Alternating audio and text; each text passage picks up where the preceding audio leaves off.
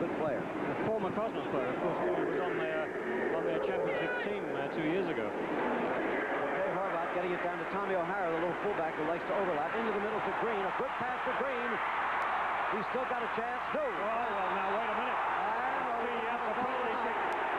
I think we're going to have a penalty kick for Washington. Yes, that's the ruling. When a serious foul takes place inside the penalty area, a penalty kick is awarded, and that's what it's going to be. Let's see what we get here. This pass coming in, a beautiful pass into Green. We'll see Green go for the ball here. He's well inside Durgan. Durgan tries to get it away. He doesn't. Green follows it up. Birkenmeier comes out, and you'll see he trips Green there, so that is a penalty kick. I like the way the referee played that. He hesitated for a moment while he thought about it, then pointed to the spot. No doubt about it, a penalty kick. All right, now the goalie cannot move his feet until the ball has been struck, until it has been kicked. That is the rule. Normally, they cheat a little bit on it. They cheat a little bit in the hope that the referee won't see it, but of course, if they save it, the best that can happen is that they have to retake it. That's all. If it's scored, of course, the referee is not going to make the kicker take it again. All right, here is Yarushi to take the penalty kick. Now, these are successful about 80% of the time. I would think at least that. It's a goal, and Washington does take the lead by a score of 1-0. Robert Yarushi, the man of the moment for the Diplomats. Bob Yarushi, 25 years old, 6 feet tall, 180 pounds, from Canada. 106 right now on the field.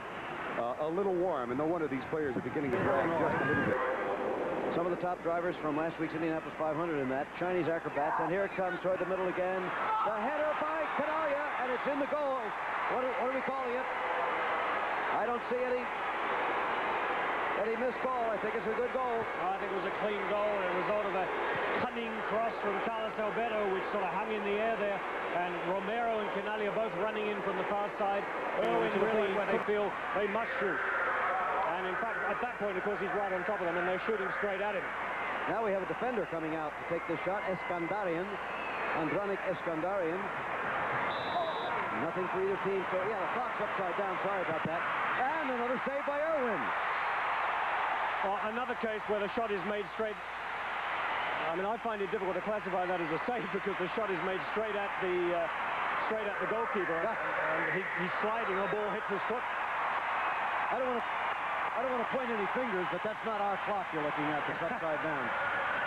There's another look. Well, we see Irwin. This is sort of Irwin's view as he comes out, and there's the shot straight at him. And now listen to the crowd as Mark Antonio prepares to take the shot. No score for either team so far. 5 men to shoot all together. Here comes Palmer and Mark Antonio, and it hit the post. Well, you can't get any closer than that. This time he did have Birkenmeier beat. He hit the post, and it's sometimes shots that hit the post go in. It remains scoreless, and here comes Vladislav Bogicevic, the Yugoslavian midfielder for the Cosmos. A man who seldom scores goals, except lately. He has scored 2 goals since Weisballer took over the team as coach, and here comes Bogi. He's such a cool player, too. He is capable of chipping the ball over the goalkeeper. And he scores. Washington down to their last shot now, or else they're going to lose it after a long, long afternoon before the biggest crowd they've ever seen at home. And that's where you see there why Weisballer is a little upset that Bogicevic doesn't take more shots, because he has a very powerful left-footed shot. He hit that at the goalkeeper, but it was simply too strong. It went straight underneath him. Last chance, and look who it's going to be. Robert Yarushi, the Canadian who scored their only goal today on a penalty kick in the first half. The man who was so irate during the incident with the linesman and the disallowed goal. What it would mean to him to tie this up right now would be hard to explain to you. The Canadian against the German goalkeeper. This is it. Watch the clock. Here's the shot, and the Cosmos have won it. After 90 minutes of soccer, after 15 minutes of sudden death overtime, and after a shootout going to the last round, the New York Cosmos have again beaten the Washington Diplomats in an overtime shootout. A happy Hennes Spice powder there. What a day. We sure hope you'll be with us next week. And we got fans on the field, but they're getting them under control. Unfortunately, it's in here. Next week, remember, Tampa Bay at Fort Lauderdale. That will be a bitter rivalry. Coming up next, ABC's Wide World of Sports. And I mean right now, travel arrangements made through and a promotional fee paid by United Airlines.